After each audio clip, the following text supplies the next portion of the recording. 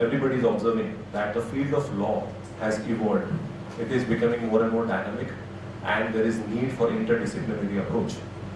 So we have started the School of Law. We have provided different courses so that students can prepare themselves.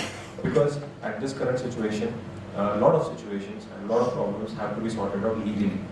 We see problems happening every day in our society. So MIT ADT School of Law has started providing new courses. I'll just mention a few, the ones which are very much important under School of Law. There are different institutions as well. But under School of Law, we are providing BBA LLB course.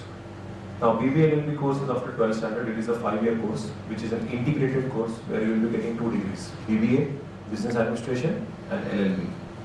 The second course which we have started, it is LLB, Bachelor of Law, which is after graduation. It is a 3-year course. We also have Master Program. It is a 2-year course, LLM.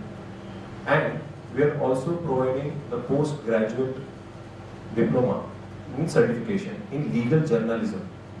So we are also providing, that is a 1-year course. You can do it online as well. So that is also which we are providing. Along with that, we do also have a PhD program where people can enroll for doing PhD in law. We have 2 specializations in master program. One is intellectual property rights, which are linked to patents, copyrights, geographical indications, etc. And another specialization in cyber law. Because specifically after Corona, cybercrime has increased a lot, and there are a lot of people who require experts who are experts at cyber law as well as cybercrime, both of them. So these are all the new courses which we have started, and I hope that majority of the students do make use of such courses and do graduations in the field of law, which will really help them, not only themselves but also our society. Because law is just not financially but also socially very much important to each and every individual. I'll just hand over the mic to Professor Sukhdev sir. He'll just carry forward. Thank you. I'd like to highlight a few major points about the career opportunities in the law. As we have started this course, and as my colleague has already elaborated about the various activity, or you can say the courses offered by the MIT ADT University School of Law also, which we have started. Now, talking about the career opportunities in law, now each and every individual nowadays require one lawyer. Always you will see now that you require one family doctor and you require one lawyer. There is now a need everywhere. Everywhere you can say that you should have the knowledge of law everywhere. So it has become a need that so our university has focused on that we should also offer the courses of law. And here you will see that as a career opportunities in the law also, though many opportunities have been increased, you will say there is now legal process outsourcing where people can directly go to the multinational companies. There is also, you can see in the legal department of each and every banks, corporates, everywhere there is a need of a lawyer. Also in the practice field also, lawyers, there is a high demand if you have that quality of legal education, which we are providing over here. So in the field of criminal law, civil law, everywhere, definitely a good lawyer is always required. Also, I would like to state over that in case of taxation matters also, I have seen that these paralegal courses are very, very effective, which will include the diploma in taxation laws. Now we have course of LLM in intellectual property law, cyber laws. Also in GST litigation, I have seen that especially in the high courts and tribunals, that is called as the ADRs, alternative dispute resolution systems, which are being developed and which have been gained so much of importance that many of the chartered accountants, company secretaries, now they are also coming into legal field because there is a huge scope for practice in the field of say GST litigation, income tax litigation.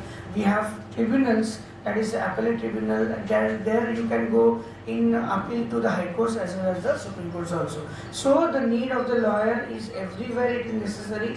It is not that I am into some another course, I should not do law, should not study law. Definitely everybody, I will appeal over here that you should, there is a need to have a lawyer at home, and you should have a legal knowledge at least. So that's why we, as a career opportunities in the law, I will definitely say that please do join us for this as we are imparting good quality legal education in our School of Law, MIT ADT University School of Law. I would like to thank everyone for. I will just hand over the mic to Chandrakant sir. Go to the question and answers. I would like to talk about the campus. See, our campus is widely spread across the 130 plus acres, and it is known for the legendary actor Raj Kapoor ji, because it has the name of a Vishwaraj campus. Vishwaraj campus. So why it is because it has earlier before our founding father Vishwanath Karad sir, they purchased the land. Before that, it has been owned by the legendary actor Raj Kapoor ji, and there he has the studio named as the Raj RK Studio. It is also situated in the Mumbai, but earlier it was there in that campus. Many I don't remember because I don't belong from that generation, but I have heard that more than the 15 films and some scenes of the films have been shot there at the same campus. It is a very beautiful campus which also has the world largest dome, which has the height of 180 meters. So these are also one of the specialties and unique capabilities of our campus. Also, we had the many sports infrastructures and many other things. As you all know, you must have been heard that MIT is known for the engineering colleges, because the first engineering college, the first private engineering college in the Maharashtra have been formed by the Dr. Vishwanath Karad sir in the 1984 in the Pune. So after that, Dr. Mangesh Karad sir, who is the executive president of our institute, has decided to go beyond this specialty, which is the engineering. So this is why they have focused and formed the university under the name of Art, Design and Technology. So we have the courses in the field of art, design and the technology. So the technology also contains the engineering branches, design contains the architecture, civil and many other things. So one more specialty about our campus is we focus upon the holistic development of the students, because as you all know, अभी students आ रहे हैं, उनको मतलब वो बहुत होशियार होते हैं, उनको बहुत सारी चीज़ें पता भी होती है, बट दे हमारी यूनिवर्सिटी से पास आउट होने वाला स्टूडेंट के पास में क्या होता है, he will be a very good citizen of India, because we give them the value, we also give them the cultural values of our values, tradition and many other things. So this is all about the campus also. So taking the opportunity from this press conference, I would like to invite all of you to once come to the Pune. आप कभी भी आप अगर पुणे में आए तो एक बार जरूर से कैंपस को विजिट करिएगा. आपको सभी को मैंने कार्ड दिया हुआ है, so you can directly contact to me and definitely visit and witness the world's largest dome and many other things. Okay, thank you so much for coming, and we can directly move forward with the questions now. If you have passed out 12th, okay, there is a course of BBA LLB, okay, 5 years course, as well as BLLB also course is there for 5 years. So you can complete law by after 12th, after 5 years means. So you will get the degree of law. There also, if you pass out law, you have to take, if you want to go in practice, you have to take sanat from the Bar Council, okay, and then you can start with your practice either in any of the courts, district court, high court or supreme court also you can go. So if you want to stand in the courts, you have to take sanat. This is one of the options. Now there is a number of options in the legal field just now. You can be a very good lawyer in case of land matters, in case of civil, criminal, family courts. Then corporate lawyers are also been required. Then you have, as I told you just now, also direct taxes, indirect taxes, in taxation, litigation, any litigation part also, a very good lawyer is required. Law की पढ़ाई के लिए उसकी fees की limit कितनी होती है? Sir ये तो यूनिवर्सिटी मैटर करता है, तो हमारी आपकी यूनिवर्सिटी से अगर कोई करना चाह रहा है तो जी फीस स्ट्रक्चर बता दें. फीस बिल्कुल. देखिए, अगर आप 5 ईयर कोर्स को जाते हैं BBA LLB, तो जो फी है वो per year 3 lakh rupees per annum है, हर साल का 3 लाख रुपए.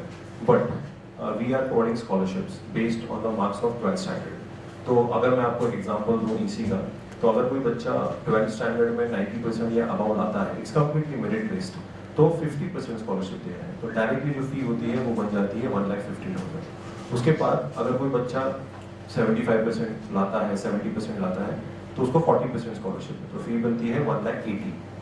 तो ऐसे हमने स्कॉलरशिप प्रोवाइड की है बच्चों को। ऐसा भी होता है कई बार कि बच्चा इकोनॉमिकली वीकर सेक्शन में नहीं होता, बट स्टिल उसके फैमिली में कुछ फाइनेंशियल प्रॉब्लम्स होते हैं। तो हम क्या करते हैं बच्चों से कि आप एक एप्लीकेशन दीजिए, आपके सपोर्टिंग डॉक्यूमेंट्स देखिए, आपके ऊपर फाइनेंशियल लायबिलिटीज क्या हैं, and we do send that application to our top management and they do take a decision in favour of the student. हम यही देखते हैं कि ज़्यादा से ज़्यादा बच्चों को एजुकेशन हमारे इंस्टीट्यूशन से मिले, तो हम पूरी कोशिश करते हैं। ऐसा नहीं, हम उसको लोन देने में भी हेल्प करते हैं।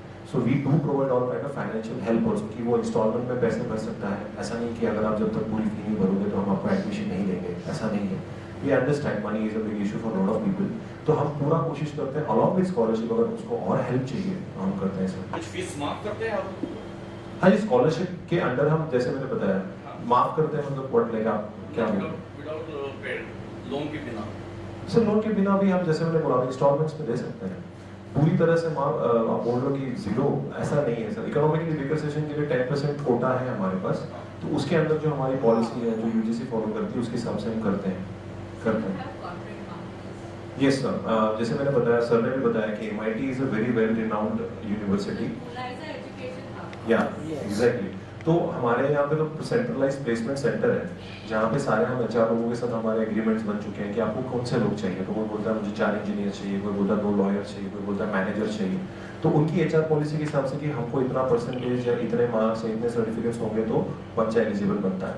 तो जो जो बच्चे उसमें एलिजिबल होते हैं, हम सभी बच्चों को इन्फॉर्म करते हैं, मेल करते हैं कि आप यहाँ पे अप्लाई कर सकते हो, यहाँ पे इनका इतना पैकेज है। तो बच्चा जो है उसको व्हाट्सएप पे, उसको मेल पे हम और पर्सनली भी हम जाके बताते हैं बच्चों को कि तू एलिजिबल होता है तो तू अप्लाई कर ले।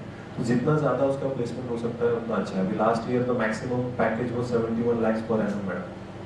तो MIT की ब्रांड है, बच्चा कैसा पढ़ता है, उसके मार्क्स कैसे हैं, उसके बेसिस पे मैम उसको प्लेसमेंट होती है। हाँ जी, मैं थोड़ा सा, सर ने हॉलिस्टिक डेवलपमेंट के बारे में बताया, मैं उसके बारे में थोड़ा सा कहना चाहूँगा कि 2020 में गवर्नमेंट ने नेशनल एजुकेशन पॉलिसी पास की थी, जिसमें ये होलिस्टिक डेवलपमेंट की बात कर रहे हैं। तो मैं आपको बताना चाहता हूँ कि हमारे जो कोर्सेज हैं, BBA, LLB, उसके अंदर होलिस्टिक डेवलपमेंट मतलब क्या है? बच्चा लॉ के साथ फॉरेन लैंग्वेज सीखता है। हमने ऑप्शन दिए बच्चों को कि आप ये 4-5 ऑप्शन है फॉरेन लैंग्वेज, आप उसमें से सिलेक्ट कर सकते हो। Second, there is also an option for creative art, performing arts, मतलब it can be related to dance, music, painting, sketch, मतलब परफॉर्मिंग आर्ट्स में के जो अलग अलग एट्रीब्यूट्स है उसमें से वो कर सकता है। उसके अलावा हम हेल्थ प्रैक्टिसेस भी इंक्लूड करते हैं कि बच्चे को हफ्ते में 1 दिन 2 घंटा मैंडेटरी उसको फिजिकल एक्टिविटी सिखाया जाता है, ग्राउंड फिटनेस, जिम में एक्सरसाइज कैसे करते हैं। उसके अलावा सूर्य नमस्कार, वही कई बच्चों को फिटनेस का कुछ पता नहीं है कि योगा, मेडिटेशन, जुम्बा। एंड जैसे सर ने बताया, इतना बड़ा 125 एकड़ से ज़्यादा हमारा कैंपस है। पीछे तो नदी है, बुढ़ा मुत्था नदी जाती है, जहाँ पे रोइंग के स्पोर्ट बच्चों से ट्रेन किया जाता है। मैं खुद रोइंग करता हूँ, I am my self player. मैं खुद आर्चरी खेल चुका हूँ। मैं खुद पिछले 3 सालों से मैं खुद पिछले 3 सालों से 2022 से 24 से इंडोर आर्चरी में नेशनल चैंपियन रह चुका हूँ और हूँ, अभी भी खेलता हूँ आर्चरी। तो ऐसे हम क्यों? Because this facilities are there in MIT में आर्चरी है जो आप नहीं देखेंगे। आर्चरी है, बॉक्सिंग है, बैडमिंटन है, टेनिस है, कबड्डी है, खो-खो है, हॉकी है, क्रिकेट है, क्रिकेट तो होता ही है, फुटबॉल है, और इन सभी चीज़ों को कोच है। इट्स नॉट दैट कि बच्चे जाके खेल रहे हैं। Every sport has a coach जो उस बच्चे को गाइड करता है, ताकि हम उस बच्चे को नॉट ओनली इंटर यूनिवर्सिटी या यूनिवर्सिटी लेवल तक या स्टेट लेवल तक, ताकि वो बच्चा इंटरनेशनल तक खेल सकता है। और ये सिर्फ बच्चों को ही नहीं, इवन स्टाफ मेंबर्स को भी, जैसे मैंने खुद कहा मैं करता हूँ, तो हमको भी वो सपोर्ट करते हैं। बिकॉज होलिस्टिक डेवलपमेंट बच्चों के साथ हमारी जो एम्प्लॉइज हैं उनकी भी तो मेंटल हेल्थ और सब इम्पोर्टेंट है, तो वो भी सारे फैसिलिटीज है। स्विमिंग पूल है, जिम है। जी है ना? हाँ जी, मैंने जैसे बताया, we have a 1 year course, post graduate certification legal journalism, जी उसकी फी है 30,000 रुपीज़। वो 1 साल का होता है। ऑनलाइन सेशंस होते हैं शाम को 1 घंटा, 3:30 से 4:30 के बीच में 1 घंटा ऑनलाइन सेशन होता है। मैं खुद पढ़ाता हूँ। सो लीगल जर्नलिज्म बेसिकली अब जैसे बहुत सारे जर्नलिस्ट होते हैं, लॉ का थोड़ा सा नॉलेज कम पड़ जाता है तो कभी कभी डिफेमेशन या कंटेम्प्ट ऑफ कोर्ट ऐसे प्रॉब्लम्स हो जाते हैं जो कि which are restrictions under the Indian constitution themselves. तो हम ये बताते हैं कि भाई आप जब लिखते हो तो लीगली करेक्ट कैसे लिखें, क्योंकि थोड़ा सा स्पेलिंग मिस्टेक है इधर का उधर हो गया तो बहुत बड़ा फर्क पड़ जाता है और आपको पता है कॉन्सिक्वेंसेस, फिर अपॉलॉजी लेकर ये वो केस बन जाती है, फिर एडवोकेट लगेगा आपको। तो इससे अच्छा है कि अगर आप पहले से अगर वो लीगली आपको पता है कि क्या गलत है क्या सही है तो that is any time better. Cyber law, हाँ सर। साइबर लॉ फोर्स, हाँ जी। ये कैसे सुलझा? सुझाव कैसे? सर मैं इवन तो लॉ प्रोफेसर हूँ, मेरा basic graduation sir computer engineering है, मैंने कंप्यूटर इंजीनियरिंग करके मैंने LLB किया हुआ। तो सर मैं साइबर लॉ खुद पढ़ाता हूँ, तो हमारी प्रिंसिपल मैम सब डॉक्टर सब मैम वो भी ऐसी हैं कि जो साइबर में एक्सपर्ट है। तो ये रियलाइजेशन ऐसा है कि डिमांड बहुत है मार्केट में। हमने ये स्टडी किया क्योंकि मैं जैसे साइबर क्राइम्स बढ़े 200 टाइम्स साइबर क्राइम बढ़ गए थे लॉकडाउन के समय पे, but there were no experts, मतलब उनको लॉ पता है टेक्निक नहीं पता, जिसको टेक्निकल पता है उनको लॉ नहीं पता। तो ये जो साइबर लॉ का जो कोर्स है उसके अंदर not only Indian laws but also हमने इंटरनेशनल लॉ का कॉम्बिनेशन करके कि हमारा लॉ स्थापित कैसे हुआ, उसकी इम्प्लीमेंटेशन कैसी हो रही है और प्रॉब्लम्स क्या है। ये पूरा मिलके एक पैकेज है 2 साल का साइबर लॉ का, क्योंकि आप देखेंगे corporate law, business law, constitutional law, human rights, crime में आपको हर इंस्टीट्यूट में ये स्पेशलाइजेशन मिल जाएंगे। साइबर लॉ और इंटेलेक्चुअल प्रॉपर्टी राइट्स मतलब patents, copyrights, trademark, geographical indication ये बहुत रेयर है, तो इसलिए इसका डिमांड बहुत बढ़ रहा है क्योंकि इसमें एक्सपर्ट्स का है। फ्यूचर तो यही है साइबर, फ्यूचर तो आप सबके हाथ में मोबाइल है, सब रिकॉर्डिंग कर सेक्शंस होते हैं जी। कितने सेक्शंस होते हैं जी साइबर लॉ में अगर आप मुझे IT एक्ट बोलेंगे तो it is around 80 to 90 sections are there. It's a small act, information technology act 2000 is the basic act. वो बेसिक एक्ट है, 2008 में उसका अमेंडमेंट हुआ है लेकिन अभी 2024 चल रहा है फिर भी कोई अमेंडमेंट नहीं हुआ है। That's a sad part and the technology has advance so much कि प्रॉब्लमेटिक हो गया है। श्रेया सिंघल करके एक केस थी, मैं जरूर कहना चाहूँगा, उसमें एक सेक्शन 1066 A करके उसको हटा दिया गया। क्यों हटाया गया? क्योंकि उसके अंदर की जो वर्डिंग थी वो वेग थी कि कोई भी कुछ भी लिख देता था, अगर किसी इंसान के किसी कम्युनिटी की फीलिंग्स, देखो मैंने शब्द का इस्तेमाल किया फीलिंग्स, वो अगर हर्ट हो जाती है तो that is very very wide interpretation. तो वो हटा देने के बाद आप आज देख सकते हैं सोशल मीडिया पे you can see that how many people are using bad language and there is no consequences. तो कई बार ऐसा रियलाइजेशन आया कि वो सेक्शन हटाया जरूर, because sometimes government was using it against journalist who speak about the government in जो criticise करते हैं, तो हटा दिया गया। लेकिन अब ये रियलाइजेशन हो रहा है कि आप देखोगे सोशल बुलिंग या साइबर बुलिंग जो चल रही है कि हार्दिक पांड्या का एग्जांपल मैं देना चाहूंगा कि IPL में मतलब प्लेयर है यार, वो क्या कर रहे हो यू नो, अभी suddenly there is sympathy, suddenly there is, अभी उसका डिवोर्स होने वाला था वो भी नहीं हुआ, मतलब क्या लिख रहे हो क्या बोल रहे हो, देयर इज नो कॉन्सिक्वेंसेस, कोई कॉन्सिक्वेंसेस नहीं। इसलिए I personally feel that we do need changes in cyber law.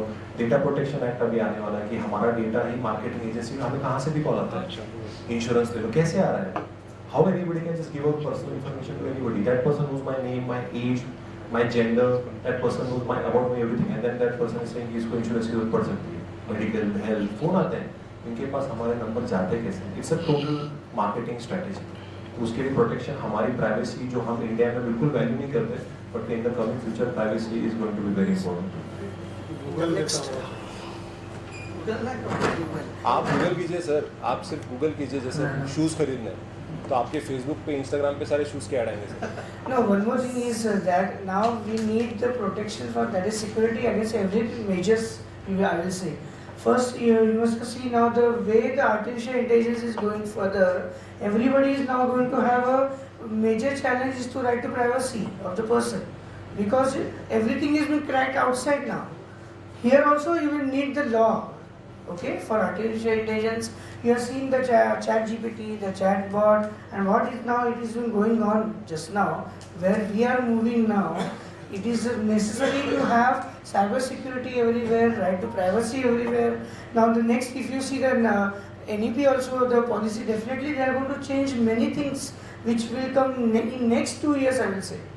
So it's a challenge, and definitely it's a challenge to the law also, because you have to frame. Now one more thing, which the bills have been already been introduced, the 4 bills, that is that the CRPC Act is now going to be gone now. So everywhere the changes have started already, and so this course have been there, and these are the changes which we are also implementing in our law courses also. So the thing is that definitely everybody should have such kind of knowledge, and the courses and all these things which we are also implementing according to the national education policies, which is also very important for everyone now. So this should be traced, as sir has stated rightly, that many cyber securities and cyber laws, intellectual property law, then taxation laws and all other subsidy courses are also need to be implemented. I also seen one course called FinTech laws. It's very interesting course where all the finances, and you must have seen after the budgets also, many of the people go through behind all kinds of the policies of the government. So how to read it? That is also one of the very important part and parcel of the legal education. It comes under legal also. In all the education there is innovation. There is innovation, yes. Yes. Yes, sir. But mostly people don't want to be the advocate or even a doctor, because normally that's what's happening is it's commercialized. It's a part of, I think it's just a part of life. But in our course, we do have a subject called professional ethics, which has been implemented. Bar Council of India has introduced this particular subject, which they have made mandatory, professional ethics. So in that, we at least try to create awareness among the students that not like money is not everything. Certain cases, if such cases come, just avoid. See, this is what we can only tell the students. But at the end of the day, when the person goes outside the college, survival is a matter, he will take any case. That's a fact, that's a reality. We have to live in a practical world. We can't live in a world which is utopian. नहीं कोई case आता है और अगर वो आपको लग रहा है कि the first thing of any advocate is to protect their client. उसकी प्राइवेसी मेंटेन करना, उसको जितना अगर पता है उसने क्राइम कमिट की है तो कम से कम सजा दिलवाना, ये किसी भी एडवोकेट का वो काम होता है। ये उसका प्रोफेशनल एथिक है एडवोकेट का, उसको कम से कम सजा मिल जाए। अब वो मॉरली करेक्ट है, इनकरेक्ट है, it is open, because morality is based on subjectivity. आपकी मॉरलिटी अलग होगी, मेरी अलग होगी, आपकी अलग होगी, सो डिपेंड्स। बट हम एटलीस्ट बच्चों को बताते हैं फर्स्ट ईयर में, ये फर्स्ट ईयर का सब्जेक्ट है सर। ऐसा नहीं है कि फिफ्थ ईयर तक बच्चे रिजिड हो जाते हैं, 12th के बाद कैसे बच्चे थोड़े से मोल्ड हो सकते हैं, तो हम करने की कोशिश करते हैं sir. But socialisation process, parents का इम्पैक्ट, फ्रेंड्स का इम्पैक्ट और हमारा टीचर्स का इम्पैक्ट, ये सब मिलकर एक बच्चा बड़ा होता है। सो अल्टीमेटली वो क्या डिसीजन लेता है वो तो उसकी चॉइस है। But what at least we as teachers we try to bring about ethics in the students. अभी जो बारे में आपकी तैयारी yes, very good question again. जैसे CRPC, IPC और इंडियन एविडेंस एक्ट, ये तीनों लॉज रिप्लेस होने वाले हैं नए लॉज से। ये तीनों लॉज चेंज होने वाले स्पेसिफिकली रिलेटेड टू क्राइम। तो हमने क्या किया हुआ है, अभी जो हमारा सिलेबस है, पुराना सिलेबस पूरा हमने चेंज कर दिया, पूरा हमने नया सिलेबस बनाया है जिसमें हम ये नए लॉज पढ़ाएंगे। एज पर न्यूज़ 1 जुलाई से ये स्टार्ट होने वाला था, but there are people who are saying कि थोड़ा पोस्टपोन कीजिए क्योंकि ऐसा इमीडिएटली इम्प्लीमेंट करने में तकलीफ हो सकती है।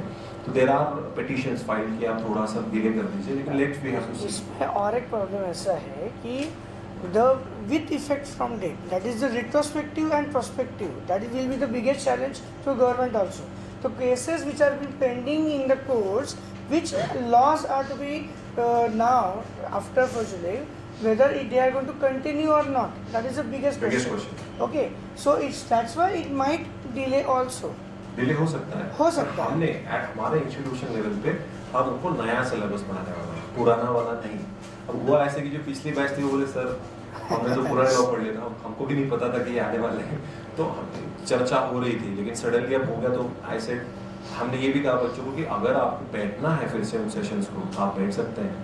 If you have to learn the new law, अगर आप इवन दो सेकंड ईयर में चले गए हो या थर्ड ईयर में आगे चले गए हो, but still if you want to sit for those session they can sit. तो हमने वो ओपन रखा है फोरम। एंड उसके अलावा भी हम एक स्पेसिफिकली कोर्स रखने वाले हैं बच्चों के लिए फ्री, जिनके लिए ये तीनों सब्जेक्ट्स को डिटेल में पढ़ाएंगे, 10 दिनों में पूरा डिटेल ओवरव्यू देंगे, ताकि जो बच्चे अगले साल पास मतलब निकल गए आगे, वो बैठ के भी वो पढ़ सकते हैं। तो ये भी हमने ऑर्गेनाइज किया हुआ है, लेकिन once the college starts in the month of July तब हम करेंगे। See, you must have seen that the GST came in the year 2017. Okay, still it is unsettled law according to us. Why? Because after 7 years now also, still there are near about 2,000 notifications have been come to amend the laws. So in 7 years, if the law is not settled, how we can say that this is a new and it should be settled within one day? No, it will take time. और sir एक छोटी सी information सबको देनी है कि कई बार ऐसा होता है कि बच्चा एंट्रेंस एग्जाम नहीं दे पाता, he is not able to give the MSCT और एनी क्लैट जो लॉ के लिए एंट्रेंस के लिए इंपॉर्टेंट होता है, and you have to take admission based on entrance exam. So we at MIT ADT university we are providing private entrance exam of our own. हम हमारी खुद की पैरा CET कंडक्ट कराते हैं जो बच्चे मिस आउट कर जाते हैं. So what we do is till 26th of this month you can fill the form for para CET. 28th को एग्जाम होगी which can be given online sitting at your home. आप online भी दे सकते हो, अगर आपको ऑफलाइन जाके centre पे देना है तो वो भी ऑप्शन अवेलेबल है, तो आपका सेंटर आपको अलॉट किया जाएगा, आपका हॉल टिकट इशू होगा, आप ऑनलाइन भी दे सकते हो. 28th को एंट्रेंस एग्जाम है और 26 तक आप फॉर्म भर सकते हो. तो बच्चा जो मिस आउट कर जाता है, जो एंट्रेंस नहीं दे पाता, या बहुत लो स्कोर है जिसको नहीं, उसको एडमिशन नहीं हो रही है, तो हम डेफिनेटली उस बच्चे को हेल्प करते हैं through our private entrance exam. तो ये इन्फॉर्मेशन इंपॉर्टेंट मैं आप सबसे मंथ ऑफ जुलाई में जो एडमिशंस होने वाले हैं जी सर. वो किस तरह से, मतलब ऑनलाइन में होंगे या बच्चों को आकर वहाँ पे फॉर्म भर के एडमिशंस लेना है, और कितने एडमिशंस होते हैं जिसके बाद से आपका कोटा फुल हो जाता है? जी सर, डेफिनेटली बताऊंगा आपको. जी हमारा BBA LLB के 60 का इंटेक है, LLB का 60 का इंटेक है, LLM का 20 है, और post graduate diploma in legal journalism 20 है. This is the maximum quota which has been allotted to us. और सर बच्चा ऑनलाइन भी एडमिशन ले सकता है और वो कैंपस में आके भी ले सकता है, बट डेफिनेटली जब एडमिशन हो ही जाती है, पहले दिन वो कॉलेज आएगा तो वो अपना फिजिकली आके भी डॉक्यूमेंट हैंड ओवर कर सकता है या ऑनलाइन भी भेज सकता है. तो बच्चा अगर आउट ऑफ स्टेट है, अगर उसको पूना में नहीं है तो उसको डिफिकल्टीज आ रही, तो ऑनलाइन भी है, ऑफलाइन भी है सर. 5 साल का जो कोर्स है जी BBA LLB, जी. इसका लगभग कितना खर्चा है?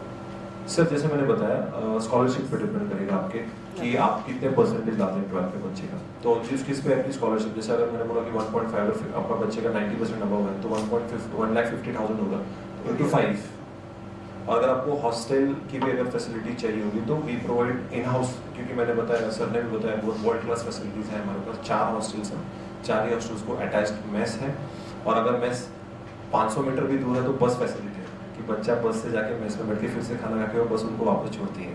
तो 4 हॉस्टल्स हैं.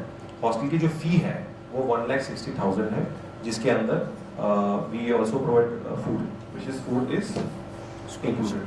एंड जैसे मैंने बताया, स्कॉलरशिप पे पूरा डिपेंड है सर. LLB का जो स्कॉलरशिप है that depends upon your graduation marks. LLM का जो आपका है उसका scholarship depends on LLB marks. तो आप जितना ज़्यादा मार्क्स लाएंगे उतना ज़्यादा स्कॉलरशिप मिलेगा. आपका पूरा मेरिट बेस्ड सिस्टम है सर. साइबर लॉ और प्रॉपर्टी लॉ, उसके लिए आपकी यूनिवर्सिटी में इंटरनेशनल. हाँ सर, देखिए हमारे पास हमारे एक विजिटिंग फैकल्टी है रोहन सर करके, तो वो he looks after international subjects, तो उनकी काफ़ी पहचान है. तो हमारे यहाँ पे हम ऑनलाइन सेमिनार्स, जिसको हम वेबिनार्स बोलते हैं, वो कंडक्ट कराते हैं. इस पिछले ही सेमेस्टर में हमने 2 से 3 वेबिनार्स कंडक्ट करे जहाँ पे फॉरेन फैकल्टी अपनी यूरोपियन कंट्रीज, वहाँ से वो हमारे बच्चों को नॉलेज दे रहे थे कि not only about international law but also how can you make a career in international law. उसमें भी बता रहे थे, क्योंकि हमारे BBA LLB कोर्स में भी ऐसे सर्टेन ऑप्शनल्स हैं जहाँ पे बच्चा सिर्फ इंटरनेशनल लॉ में स्पेशलाइजेशन कर सकता है, और अगर वो फॉरेन लैंग्वेज भी सीखता है तो वो जो कॉम्बिनेशन है कि अगर फ्रेंच पढ़ लेता है और इंटरनेशनल लॉ में स्पेशलाइजेशन करता है तो उसको आगे प्लेसमेंट में काफ़ी हेल्प होती है. कंपनीज चाहती है कि यार इसको तो फ्रेंच आती है तो इसको यूरोप भेज सकते हैं, या जर्मन आती है, स्पेनिश आती है, तो उनको वो प्रीफर करेंगे, तो उसको आगे जाके जॉब मिलना थोड़ा सा आसान हो जाता है. होलिस्टिक पॉइंट ऑफ व्यू से बात कर रहा हूँ. तो आप जो बोल रहे हो, जो फॉरेन की फैकल्टी है वो ऑनलाइन आती है. अभी तक ऐसा नहीं ऑन कैंपस, अभी तक तो सर कोई फॉरेन फैकल्टी नहीं आई, बट हमने ऑनलाइन ऑर्गेनाइज करा है. Yes, and we are planning for this type bar of. Council of India या फिर bar council of Maharashtra, Goa के जो बड़े वकील एडवोकेट्स हैं, कभी आते हैं आपके यहाँ? अरे सर बहुत I will tell you my name also. बताइए, बता रहे sir. Bar Council of Maharashtra and Goa, now the especially the president, the chairman of this, he's already been associated with us, okay, and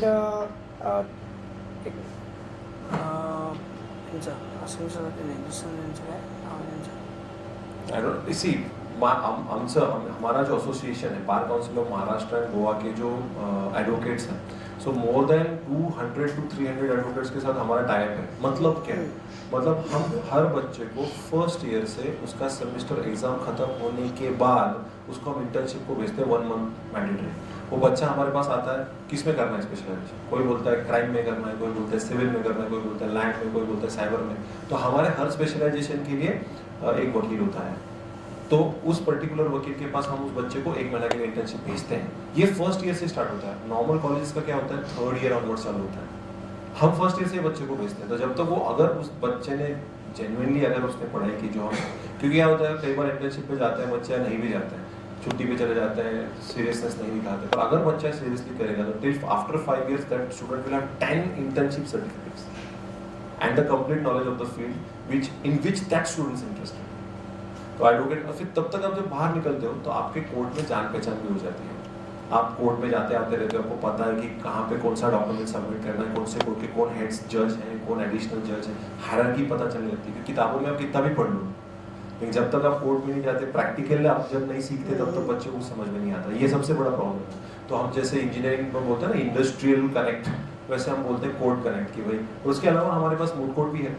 moot court competitions होती हैं, जहाँ पे moot court मतलब एक room होता है जहाँ पे हमने, वो आपने पिक्चर दिखा होगा, तारीख पे वैसे कठड़ा है, वहाँ पे जज साहब की चेयर है, वहाँ पे वो कानून अंधा होता है, वो स्टैचू जो है जस्टिस वो है, जिसमें पट्टी लगी हुई है, कठहरे हैं।